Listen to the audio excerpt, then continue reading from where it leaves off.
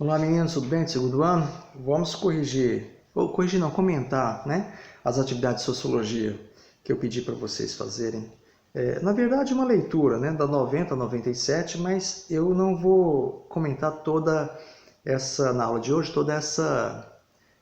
todos esses conceitos nessas páginas. Eu quero ficar hoje no conceito de socialização, tá bom? Então vai lá, processo de socialização. Primeiramente, a sociedade é uma construção humana. Bem, a gente sabe disso.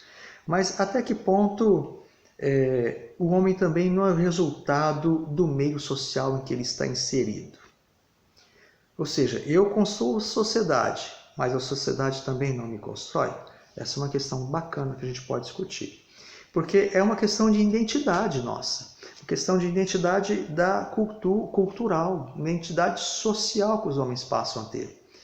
E o processo de socialização ela tem a ver com isso, a construção tem a ver com isso, a construção do homem enquanto um ser social. A sociedade não está em nós, né? Ela é uma proposta necessária para que possamos nos organizar e nos sentir pertencentes a um determinado grupo. Por isso o processo de socialização é muito importante.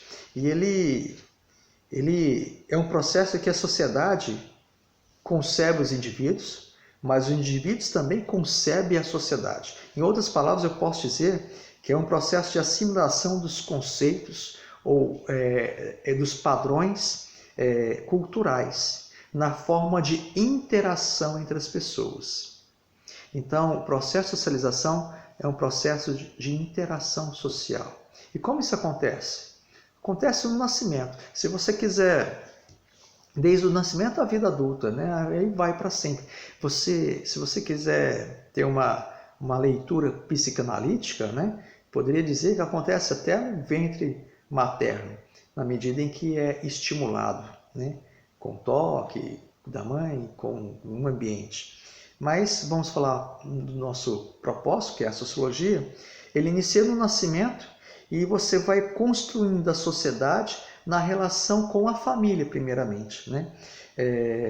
E ele costuma ser para a vida toda o processo de socialização, que é um processo de interação que é contínuo entre eu e a sociedade. Muitas pessoas discutem o conceito de processo de socialização e levantam como exemplo as chamadas meninas lobo. Não sei se vocês já escutaram falar. As meninas lobos levaram o nome de Amala e Kamala, né? Foi na Índia, no início da década do século XIX, 1920, né? Segunda década. O que foram essas meninas lobo? Foram meninas que supostamente foram encontradas na floresta convivendo com lobos e viviam como lobos. Uma tinha até 2 anos e outra até 8 anos. E conviviam com lobos. Viviam como lobos, grunhiam, andavam como lobos, se alimentavam como lobos, né? Muito se especulou a respeito disso.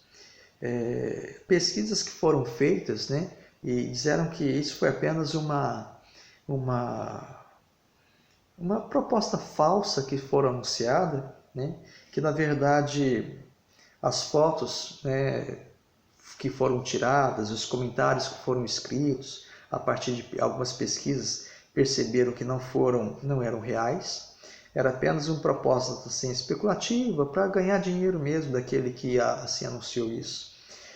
Muitas crianças eram, nesse contexto aí da Índia, eram deixadas abandonadas, deixadas na floresta, quando apresentavam alguns distúrbios mentais, alguns problemas, né, de ordem psicológica. E foi o caso que aconteceu com a Kamala, que era a mais velha de todas, essas duas. A Mala, de 1 ano e pouco, 2 anos, e a Kamala, de 8 anos. E chegou-se à dedução de que ela tinha realmente problemas mentais, né? E não era por conta de que convivia com lobos, né? Mas essa proposta ficou no imaginário popular durante muito tempo. Meninas lobo, né? Volta ou outra aparecia na história aí algumas coisas parecidas, né? Temos aí a criação de Roma, na história antiga, a criação de Roma, de Rômulo e Rêmulo, cuidados por uma loba, né? É uma história que está no imaginário popular, mas no caso das meninas lobo, é essa proposta, né? Não foi nada comprovado cientificamente, apenas uma especulação mesmo, com a proposta de ser uma fraude, né? Mas o fato que eu quero interessante a gente levantar das meninas lobo aqui, né? Mesmo sendo uma especulação, é que o processo de socialização ele acontece, e eu posso dizer que eu só me torno homem porque eu convivo com homens, ou seja, a humanidade, tão cara para nós, ela é um processo de construção. Se eu isolasse, vamos especular assim, se eu isolasse uma pessoa desde o seu nascimento, não tivesse conhecimento, contato com outro que não seja do gênero humano, não seria ou não teria características tão caras a nós do gênero humano, né? De amabilidade, de sociabilidade, porque isso é construção social, né? Certo, meninos? Então vamos lá. O historiador francês Philippe Ariès, minha francês é péssima, né? Ele escreve um livro que chama História Social da Infância e da Família, de 1973. Nesse livro, ele faz uma construção social da família e da infância na modernidade, dizendo que a infância, tal como ela é pensada, ela é uma construção do século XVIII. Ou seja, antes do século XVIII, a infância não era vista como infância. O homem, né, da Idade Média, por exemplo, e do século XVII para trás, vou falar a Idade Média, ele via a criança como um adulto em miniatura. Inclusive até a roupa, né, não havia brincadeira, não havia escola com objetos adaptados à criança, né? Instrumentos, brincadeira, porque isso não era uma coisa, né, para se pensar, não havia criança. A criança surge a partir do século, uma concepção, vou até dizer, moderna, né? Havia o adulto em miniatura, roupas de adulto nas crianças, né? Não se pensava a infância. Então, mas quando a gente passa a ter essa noção da infância, a gente passa a ver como que a construção social ela é importante, porque é na infância, a gente pode pensar várias correntes da psicanálise, mas Freud fala que a construção da personalidade é até os 5 anos, né? Mas vamos ter divergências aí. Outros psicanalistas vão falar que até mais para frente, até 10, outros vão falar que é um processo contínuo, como temos alguns educadores aí como o Piaget e o Vygotsky, em especial o Vygotsky vai falar que é um processo contínuo.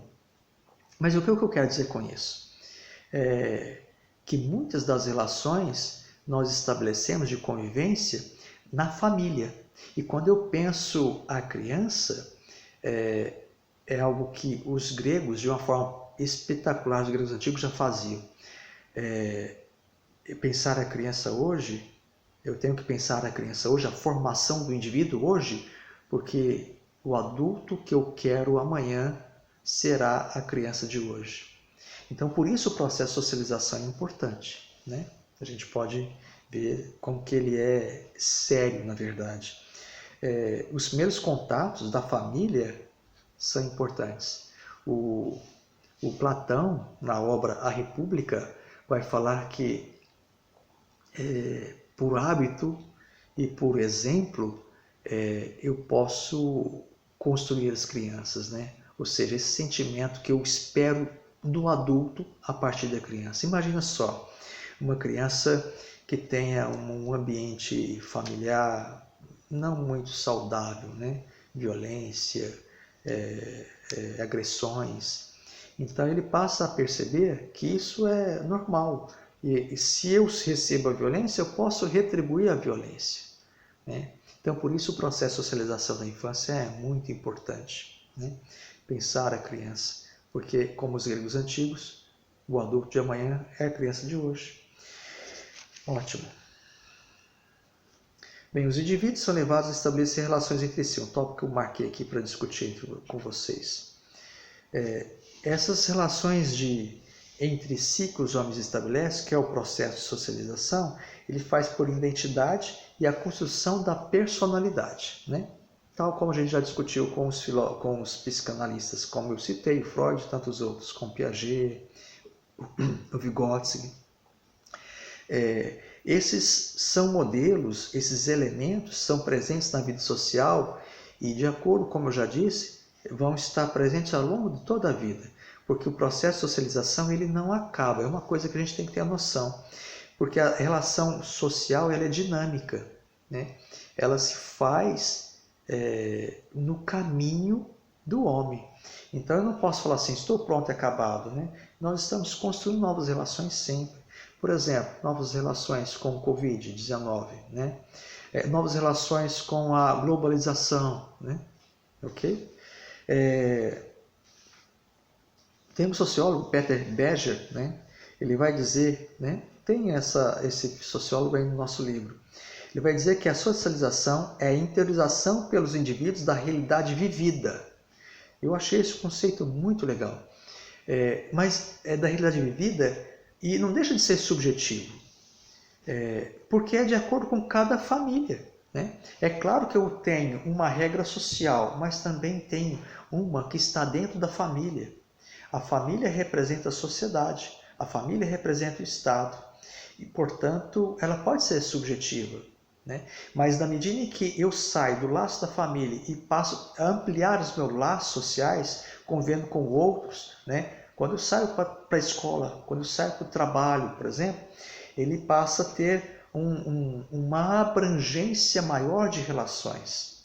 Então, há um processo de socialização familiar, mas também um processo de socialização na escola, com suas regras e valores, no trabalho com suas regras e valores, que a gente vai falar ainda dos papel social, inclusive, né? E não deixa de ser o processo de socialização cultural. Cada cultura um processo de socialização, cada cultura um jeito de pensar o homem da sua época, do seu momento, do seu lugar, né? Mas sempre presente a ideia de integralização, integrar na sociedade o sujeito, o indivíduo, o homem, né? O mundo exterior molda o mundo interior do homem. Um outro conceito que eu achei interessante no nosso livro. O processo de integralização é trazer o mundo exterior para o mundo interior, ou seja, trazer a sociedade para o homem, né? E nisso eu, né, sou moldado nos valores sociais que a minha sociedade coloca como sendo pertinentes, como sendo válidos, como sendo importantes. Mas eu quero dizer para vocês que não é uma rigidez tão grande, não é uma mecanização tão grande. Por quê? A vida é dinâmica, o homem é dinâmico, a sociedade é dinâmica. Isso tudo muda, isso tudo altera. Como eu falei, a globalização mudou hábitos, né? Vamos pegar a história. A Revolução Industrial mudou novos hábitos, novas relações sociais, inclusive drásticas, né? Na economia, na política. E depois com a globalização, novas relações. Hoje a gente está tendo novas relações, né? Então ela se dá pela aprendizagem, pela imitação, pela identificação, ela se dá de várias formas, porque a integralização é necessária para que o homem seja reconhecido na sociedade e possa representar essa sociedade enquanto indivíduo, né? Mas ela é sempre dinâmica, sempre se constitui novas relações. Tá joia, meninos? Até a próxima.